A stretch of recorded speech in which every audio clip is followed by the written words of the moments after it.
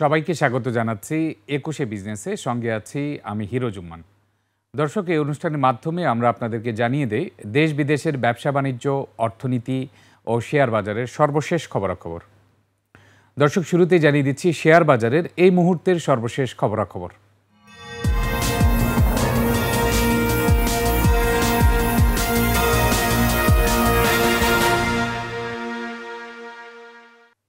দরপতন থামছে না ঢাকা শেয়ার বাজারে। আমরা জানি টানা ৯ কার্যদিবস গত ২ সপ্তাহ অব্যাহত দরপতন হয়েছে, কিন্তু এই সপ্তাহের প্রথম কার্যদিবসে কিছুটা দর বৃদ্ধি পেয়েছিল। এরপর থেকে আবারও দরপতন হয়েছে, গতকালও দরপতন হয়েছে। আজ দিনের শুরু থেকে সূচকের মিশ্র প্রবণতা থাকলেও এখন সূচক নিম্নমুখী প্রবণতায় রয়েছে এবং গতকাল পর্যন্ত সূচক কমেছে ৩ সপ্তাহে ২৫৩ পয়েন্ট। আজ এখন পর্যন্ত সূচক কমেছে প্রায় ৬ পয়েন্টের মতো। সব কিছু মিলে সূচক প্রায় ২৬০ পয়েন্ট কমেছে, যা সূচককে ৬ মাসের মধ্যে সর্বনিম্ন অবস্থানে ঠেলে দিয়েছে। আমরা দেখে নিচ্ছি ডিএসসি এক্স ইন্ডেক্স প্রধান সূচক ৪৯৪৭ পয়েন্টে অবস্থান করছে। যদিও দিনের শুরুতে কিছুটা ঊর্ধ্বমুখী প্রবণতা ছিল, কিন্তু এখন নিম্নমুখী প্রবণতায় রয়েছে। মোট লেনদেন হওয়া কোম্পানিগুলোর মধ্যে ১৬৯টি কোম্পানির দর বৃদ্ধি পেয়েছে, ১৫৭টি কোম্পানির দর হারিয়েছে, অপরিবর্তিত রয়েছে ৭৯টি কোম্পানি শেয়ারের দাম।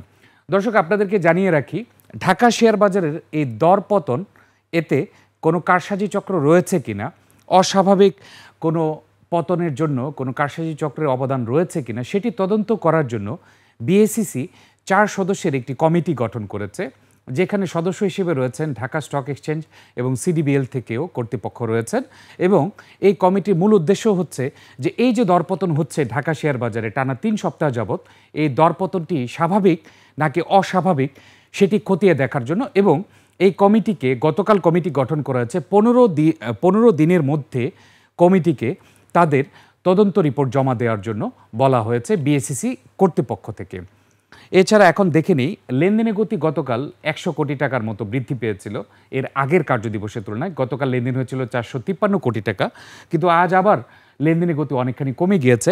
১৬৯ কোটি টাকার মতো লেনদেন হয়েছে এখন ঢাকা শেয়ার বাজারে। গতকাল যে জায়গায় আমরা দেখেছি ৪৫৩ কোটি টাকার মতো লেনদেন হয়েছিল, এই সময়ে আমরা দেখেছিলাম প্রায় ২০০ কোটি টাকার উপরে লেনদেন হয়ে গিয়েছিল। কিন্তু আজ কিন্তু লেনদেনের গতি অনেকটাই মন্থর রয়েছে এবং হয়তোবা ৩০০ থেকে ৩৫০ কোটি টাকা লেনদেন হতে পারে। এক্ষেত্রে দর্শক, আরেকটি উল্লেখযোগ্য বিষয় জানিয়ে দিচ্ছি আপনাদেরকে।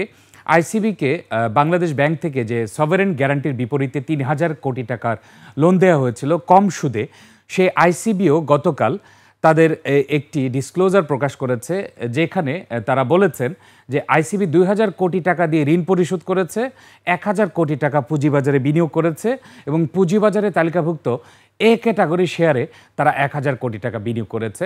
এরপর আমরা আইসিবির আরেকটি ফাইন্যান্সিয়াল স্টেটমেন্ট দেখেছি, যে ক্ষেত্রে আইসিবির গত ৯ মাসের ফাইন্যান্সিয়াল রিপোর্ট প্রকাশ করা হয়েছে। এখনও আইসিবির আর্নিংস পার শেয়ার নেগেটিভ রয়েছে। এছাড়া নেট অপারেটিং ক্যাশ ফ্লো কিছুটা ইমপ্রুভ করেছে, এনএভি কিছুটা ইমপ্রুভ করেছে, কিন্তু আর্নিং পার শেয়ার এখনও নেগেটিভ রয়েছে, ৩ টাকার উপরে রয়েছে। এবং সেই হিসেবে অপারেটিং প্রফিট লস হয়েছে ২৭৯ কোটি টাকা। এর আগের বছরের চেয়ে প্রায় ১২ কোটি টাকা বেশি লস হয়েছে আইসিবি, রাষ্ট্রায়ত্ত বিনিয়োগ প্রতিষ্ঠান আইসিবির। সেই হিসেবে বলা যেতে পারে যে আইসিবি রাষ্ট্রায়ত্ত বিনিয়োগ প্রতিষ্ঠান গত বছরের চেয়েও বেশি লস করেছে। এবার ১২ কোটি টাকার মতো বেশি লস হয়েছে। সব মিলে লসের পরিমাণ দাঁড়িয়েছে ২৭৯ কোটি টাকা। সেই হিসেবে ইপিএস নেগেটিভ ৩ টাকা ২২ পয়সা মতো রয়েছে। জানিয়ে দিলাম কিছু তথ্য। এর পাশাপাশি আমরা এখন দেখে নিচ্ছি সেক্টর ওয়াইজ মুভমেন্ট কেমন রয়েছে। এবং সেক্টর ওয়াইজ মুভমেন্টের পরে দর্শক, আপনাদেরকে মার্জিন রুলস রিলেটেড যে টাস্ক ফোর্সের চূড়ান্ত সুপারিশ রয়েছে সেটিও আপনাদেরকে অল্প করে জানিয়ে দেব। এখন আমরা সেক্টর ওয়াইজ মুভমেন্ট দেখে নিচ্ছি। আজও কিন্তু ব্যাংকিং খাতের লেনদেনের ক্ষেত্রে আধিপত্য রয়েছে, কিন্তু দর বৃদ্ধি এবং কমার ক্ষেত্রে আজ টেক্সটাইল খাতের কিছুটা আধিপত্য দেখতে পাচ্ছি।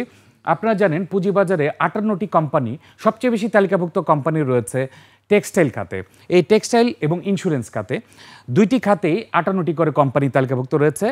আজ টেক্সটাইল খাতে দেখা যাচ্ছে বেশিরভাগ কোম্পানি দর বৃদ্ধি পেয়েছে। এছাড়া ইঞ্জিনিয়ারিং খাতে ঊর্ধ্বমুখী প্রবণতা রয়েছে দর বৃদ্ধি পাওয়ার ক্ষেত্রে।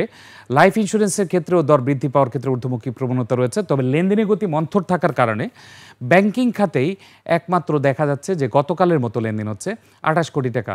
মোট লেনদেনের ১৭% লেনদেন হচ্ছে ব্যাংকিং খাতে। ফিউল অ্যান্ড পাওয়ার দ্বিতীয় অবস্থানে, তৃতীয় অবস্থানে ফুড অ্যালাইড, চতুর্থ অবস্থানে রয়েছে ইঞ্জিনিয়ারিং, পঞ্চম অবস্থানে রয়েছে টেক্সটাইল। এছাড়া আমরা এখন বিভিন্ন পত্রিকার এই হেডলাইন দেখে নিব।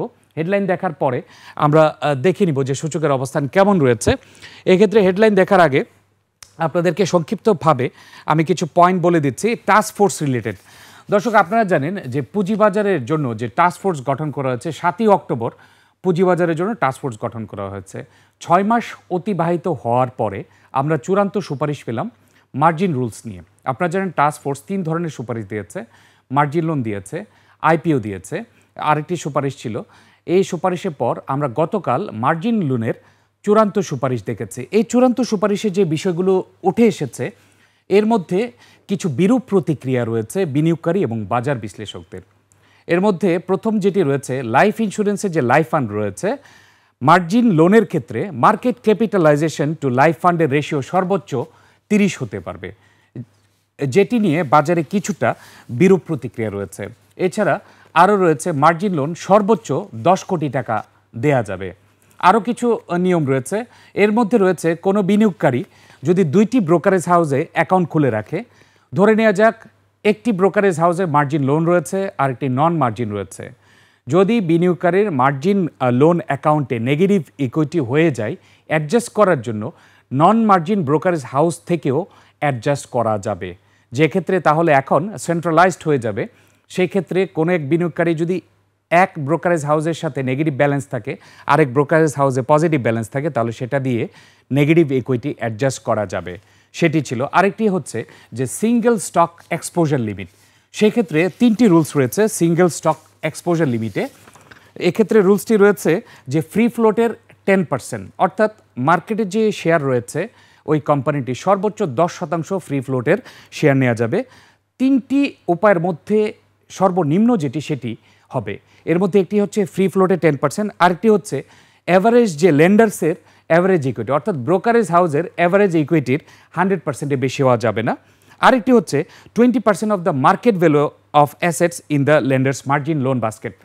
মার্জিন লোন বাস্কেটের যে মার্কেট প্রাইস রয়েছে সেটি 20%-এর বেশি যাওয়া যাবে না, অর্থাৎ ফ্রি ফ্লোটে 10% অফ অ্যাভারেজ লেন্ডার্স ইকুইটি এবং 20% of market value of lenders margin equity basket. এই 3টার মধ্যে যেটা সর্বনিম্ন হবে সেটা দিয়ে সিঙ্গেল এক্সপোজার লিমিট কাউন্ট করা হবে। সেক্ষেত্রে কিন্তু বাজার বিশ্লেষকরা বলছেন যে সবসময় 20% অফ মার্কেট ভ্যালু এটি হতে পারে, কারণ মার্কেট ভ্যালু যখন ডিক্লাইন করবে তখন কিন্তু এটি সবচেয়ে লোয়েস্ট ভ্যালু হয়ে যাবে। এ নিয়ে বিভিন্ন মতামত রয়েছে। তবে বাজার বিশ্লেষকরা আজ বলছে যে মার্জিন লোনের যে চূড়ান্ত সুপারিশ এসছে, সবকটি সুপারিশ কিন্তু আসলে বাজারের এই মুহূর্তে অবদান নাও রাখতে পারে। 6 মাস পর যদি এই কয়েকটি সুপারিশ শুধুমাত্র আসে, সেক্ষেত্রে সুপারিশ বাস্তবায়ন হবে কবে, এছাড়া পুঁজিবাজার যে টানা অব্যাহত দরপতন রয়েছে সেটি কবে রোধ করা হবে, অথবা দরপতন ঠেকানোর জন্য কি কি সিদ্ধান্ত এসছে, সেটা নিয়েও কিন্তু বিনিয়োগকারী এবং বাজার বিশ্লেষকদের প্রতিক্রিয়া রয়েছে। এবং পুঁজিবাজারে আসলে স্থিতিশীলতা ফেরানোর জন্য কর্তৃপক্ষ যথাযথ চেষ্টা করেছে কিনা সেটা নিয়েও কিন্তু বিনিয়োগকারীদের মধ্যে মিশ্র প্রতিক্রিয়া রয়েছে। এখন আমরা দেখে নিচ্ছি পত্রিকার কিছু গুরুত্বপূর্ণ হেডলাইন্স। প্রথমে যে বিষয়গুলো নিয়ে আলোচনা করেছে, Dhaka stocks sink to 26 week low amid heavy sell offs. আপনাদেরকে যেটা বলেছি যে 6 মাসের মধ্যে সর্বনিম্ন অবস্থান রয়েছে ডিএসই এক্স ইন্ডেক্স। আরেকটি বিষয় হচ্ছে আইসিবি ইনভেস্ট টিকে 1000 crore ইন ক্যাপিটাল মার্কেট, যেটা আপনাদেরকে একটু আগে বলেছি যে আইসিবি তাদের ফান্ড থেকে 2000 কোটি টাকা লোন পরিশোধ করেছে, 1000 কোটি টাকা পুঁজিবাজারে বিনিয়োগ করেছে। Agrani prime insurances declare dividends for 2024। আর টাস্ক ফোর্স নিয়ে যেটা বলেছি সেটা এখানে বলা আছে, task force proposes excluding power plants from marginable securities list. Power plants excluded from marginable securities due to their bond-like fixed tenure. এক্ষেত্রে টাস্ক ফোর্স এক্সক্লুড করছে power plant from marginable securities list, কারণ power প্ল্যান্টগুলো time bounded থাকে, অর্থাৎ একটা নির্দিষ্ট সময়সীমা থাকে। যেহেতু মার্জিন লোনের ক্ষেত্রে নির্দিষ্ট সময়সীমা অ্যাপ্রিসিয়েট করা হয় না, সেই জন্য এটাকে এক্সক্লুড করা হচ্ছে। এছাড়া অন্যান্য যে বিষয়গুলো বলেছে, marginable threshold for life insurance should be 30% of market capitalisation to life fund ratio. Liquidation must be completed within 15 days after the notice period expire. অর্থাৎ মার্জিন লোনের যে লিকুইডেশন, অ্যাসেট লিকুইডেশন প্রসেস রয়েছে সেটি 15 দিনের মধ্যে সম্পন্ন করতে হবে। The maximum margin loan limit টিকে 10 crore regardless of the clients equity size. সর্বশেষ সিঙ্গেল স্টক এক্সপোজার লিমিট যেটি আপনাদেরকে বলেছে 10% of the stocks free float or 100% of the লেন্ডার্স average equity or 20% of the market value of assets in lenders margin loan basket whichever is lower সব কিছু মিলে অনেক দিন পর 6 মাস পর সুপারিশ এসছে, তাও শুধুমাত্র মার্জিন লোন। এবং এই সুপারিশগুলো আসলে পুঁজিবাজারের সাথে কতটুকু পজিটিভ প্রভাব রাখবে সেটা নিয়েও কিন্তু বাজার বিশ্লেষকদের মিশ্র প্রতিক্রিয়া রয়েছে, আর অন্যান্য সুপারিশ তো রয়েছে।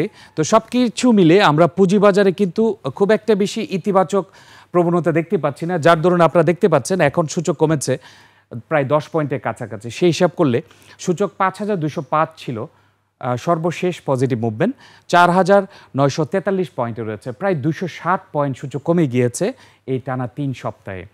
পুঁজিবাজারে স্থিতিশীলতা ফিরছে না, সেই জায়গায় আমরা টাস্কফোর্সের শুধু সুপারিশ পেয়ে আসছি, কিন্তু পুঁজিবাজারের জন্য দৃশ্যমান কোনো পদক্ষেপ না থাকার কারণে পুঁজিবাজারে কিছুটা নিম্নমুখী প্রবণতা রয়েছে বলে অনেক বাজার বিশ্লেষকদের ধারণা, বিনিয়োগকারীদের ধারণা। তো সব কিছু মিলে শেয়ার বাজারে নেতিবাচক প্রবণতা অব্যাহত রয়েছে এখনও ঢাকা শেয়ার বাজারে। দর্শক, নিচ্ছে একটা ছোট্ট বিরতি, ফিরছি একটু পরে, ততক্ষণ আমাদের সঙ্গেই থাকুন।